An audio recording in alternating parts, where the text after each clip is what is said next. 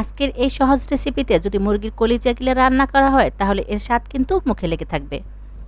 অনেকেই আছে কলিজা গিলা এক্সট্রা একটা গন্ধের জন্য খেতে পছন্দ করে না। এই রেসিপিটি ট্রাই করে রান্না করলে আশা করি সেই সমস্যা আর থাকবে না। গিলা কলিজাগুলি আমি মুগ ডাল দিয়ে রান্না করব, তাই এখানে 1.5 কাপ পরিমাণ ডাল নিয়ে নিলাম। এবার চুলার তাপটা লো টু মিডিয়ামের মাঝামাঝিতে রেখে এই ডালগুলি কিছুক্ষণ সময় নিয়ে ভেজে নিতে হবে। সেই সাথে অনবরত নেড়েচেড়ে কাজটি করতে হবে যাতে ডালের গায়ে কোনো পোড়া দাগ না লাগে। কোনো কারণে ডালগুলো যদি সামান্য পুড়ে যায় অথবা খুব বেশি ভাজা হয়ে গেলে রান্নার পর সেটা খেতে কিন্তু তত বেশি ভালো লাগবে না, তাই কাজটি কিন্তু একটু সাবধানে করতে হবে। এছাড়া ডালগুলি 2 থেকে 3 মিনিট সময় নিয়ে ভাজলেই দেখা যাবে কালারটা আগের থেকে অনেকটাই চেঞ্জ হয়ে এসেছে। তার সাথে সাথে ভাজার কিন্তু খুব সুন্দর একটা সুঘ্রাণ বের হবে। ওই পর্যায়ে বুঝে নিতে হবে ডালগুলি ভাজা হয়ে গেছে। এখন আমি গ্যাসটা বন্ধ করে গরম এই প্যানটাতে আরও কিছুক্ষণ সময় নেড়েচেড়ে নেব। তারপর সাথে সাথে এতে দিয়ে দেব প্রায় 2 কাপের মতো গরম পানি।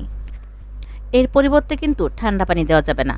ঠান্ডা পানি দিয়ে ভিজিয়ে রাখলে রান্নার সময় কিন্তু ডালগুলি সিদ্ধ হতে সময় একটু বেশি লাগবে। গরম পানি দিয়ে ভিজিয়ে এভাবে ঢাকনা দিয়ে ঢেকে যদি 15 থেকে 20 মিনিটের মতো রাখা হয় তাহলে ডালগুলি কিন্তু ফুলে ডবল হয়ে যাবে। আর এভাবে এই কাজটি করলে রান্নার সময় কিন্তু খুব দ্রুতই এই ডালগুলি সিদ্ধ হয়ে যাবে। এখন বেশ কয়েকবার পানি চেঞ্জ করে খুব ভালো করে এগুলি ধুয়ে নিতে হবে। এরপর রান্না করার জন্য এখানে নিয়েছি ছোট সাইজের 2টি তেজপাতা, 3 থেকে 4 টুকরো দারুচিনি, ছোট সাইজের 4-5টি এলাচ আর লবঙ্গ।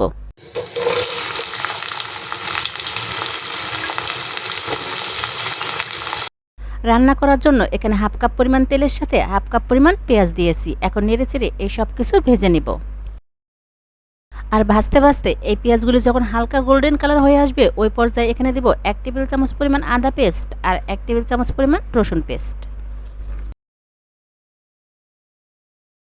আদা আর রসুনগুলি এখন 30 থেকে 40 সেকেন্ড সময় নিয়ে ভেজে নেব যাতে করে এর কাঁচা ভাবটা চলে যায়। আদা আর রসুন কিছুক্ষণ সময় নিয়ে ভাজা হলে এখন এতে দিব 1/2 চা চামচ পরিমাণ হলুদ পাউডার, 1 চা চামচ পরিমাণ দিব লাল মরিচ পাউডার, তবে ঝালটা যে যেমন খেতে পছন্দ করেন সেই অনুযায়ী দিয়ে নেবেন। এরপর 1/2 চা চামচের থেকে একটু বেশি করে দিলাম ধনিয়া পাউডার আর জিরা পাউডার। দিব 1/2 চা চামচ পরিমাণ গরম মশলা আর এখানে নিয়েছি 1/4 চামচের মতো জয়ফল আর জয়ত্রী পাউডার। এই এতটুকু জয়ফল আর জয়ত্রী পাউডার দেওয়ার কারণে কিন্তু এই রান্নাতে খুবই সুন্দর একটা সুঘ্রাণ হবে। সেই সাথে কলিজা আর গিলার এক্সট্রা গন্ধটাও কিন্তু থাকবে না।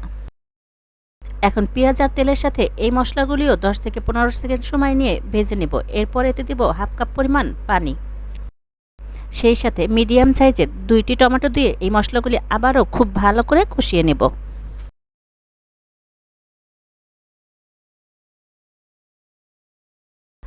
আর মশলাগুলি কিন্তু নেড়েচেড়ে খুব ভালো করে কষাতে হবে যতক্ষণ না এই টমেটোগুলি সম্পূর্ণভাবে গলে যাচ্ছে। এই পর্যায়ে আমি চুলার তাপটা কিছুটা কমিয়ে এরপর নেড়েচেড়ে মশলাগুলি খুব ভালো করে কষিয়ে নেব। আর তার ফাঁকে দেখিয়ে দিচ্ছি আমি এখানে যে গিলা কলিজাগুলো রান্না করব সেগুলি কিন্তু খুব ভালো করে ধুয়ে নিয়েছি।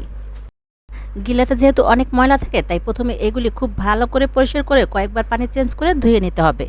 তারপর যেটা করেছি হাতে সহ্য হয় এরকম গরম পানি দিয়ে 10 থেকে 15 মিনিটের মতো কিন্তু এগুলো আমি ভিজিয়ে রেখেছিলাম।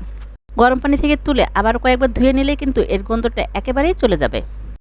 এই তো এরই মধ্যে কিন্তু আমার এই মশলাগুলিও খুব ভালো করে কষিয়ে নেওয়া হয়ে গেছে। এবার এখানে প্রথমেই আমি মুরগির পা আর গিলাগুলি দিয়ে দিলাম। এইগুলি সেদ্ধ হতে যেহেতু একটু বেশি সময় লাগবে তাই প্রথমেই কিছুক্ষণ সময় নিয়ে এগুলি রান্না করব। কিছুক্ষণ সময় ধরে নেড়েচেড়ে রান্না করা হলে যাতে মশলাগুলি পুড়ে না যায় তাই আরও 1/2 কাপ পরিমাণ পানি দিয়ে দিচ্ছি। এই পানিটুকু দেওয়ার পরেও কিন্তু আরও কিছুক্ষণ সময় ধরে নেড়েচেড়ে এইগুলি খুব ভালো করে কষিয়ে রান্না করে নিতে হবে। এরপর 8 থেকে 10 মিনিট ধরে এভাবেই আমি খুব ভালো করে কষিয়ে রান্না করে নিয়েছি। এখন এখানে কিছু কাঁচামরিচ দিয়ে দেব। আর এগুলি কিন্তু আমি মাঝখান থেকে ভেঙে দিয়েছি যাতে সুঘ্রাণ আর ঝাল দুটোই বের হতে পারে। এখন সিদ্ধ করে রাখা মুগ ডালগুলিও দিয়ে দিব। আর এই ডালগুলি কিন্তু আমি বেশ কয়েকবার পানি চেঞ্জ করে খুব ভালো করে ধুয়ে নিয়েছি। একই সাথে মুরগির যে কলিজা মাথাগুলি ছিল সেইগুলিও দিয়ে দিলাম। এখন আবারও এসব কিছু একসাথে বেশ কিছুক্ষণ সময় নিয়ে খুব ভালো করে কষিয়ে রান্না করতে হবে। এরপর বেশ কিছুক্ষণ সময় ধরে রান্না করার পর এর মধ্যে কিন্তু আমি 7 থেকে 8 মিনিট সময় ধরে এগুলি রান্না করে নিয়েছি। তারপর এরকম তেলটা যখন মশলাগুলির উপরে ভেসে উঠবে ওই পর্যায়ে বুঝে নিতে হবে এগুলি খুব ভালো করে কষিয়ে রান্না করা হয়ে গেছে। আর এই পর্যায়ে এসে আমরা যে ডালগুলি ব্যবহার করছি সেইগুলিও কিন্তু অনেকটা নরম হয়ে এসেছে। তারপরও ভালোভাবে সিদ্ধ হওয়ার জন্য প্রয়োজন মতো পানি দিয়ে দিলাম। আর পানিটা বারবার না দিয়ে এই পর্যায়ে চেষ্টা করতে হবে একবারে দিয়ে দিতে। এরপর পানি দেওয়ার সাথে সাথেই কিন্তু এভাবে একটু নেড়েচেড়ে দিতে হবে যাতে করে নিচে লেগে না যায়। এই পর্যায়ে ঢাকনা দিয়ে ঢেকে দিব আর ঢেকে আরও কিছুক্ষণ সময় ধরে রান্না করে নেব। এরই মধ্যে বেশ কিছুক্ষণ সময় ধরে রান্না করার পর এগুলি কিন্তু এখন প্রায় হয়ে এসেছে।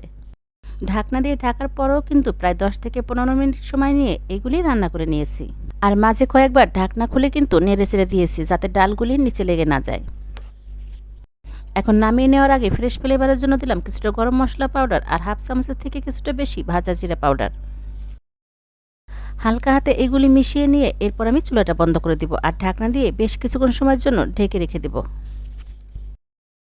এই তো এভাবে মুগ ডাল দিয়ে মুরগির এই গিলা কলিজাগুলি রান্না করে দেখতে পারেন। আশা করি অনেক বেশি ভালো লাগবে।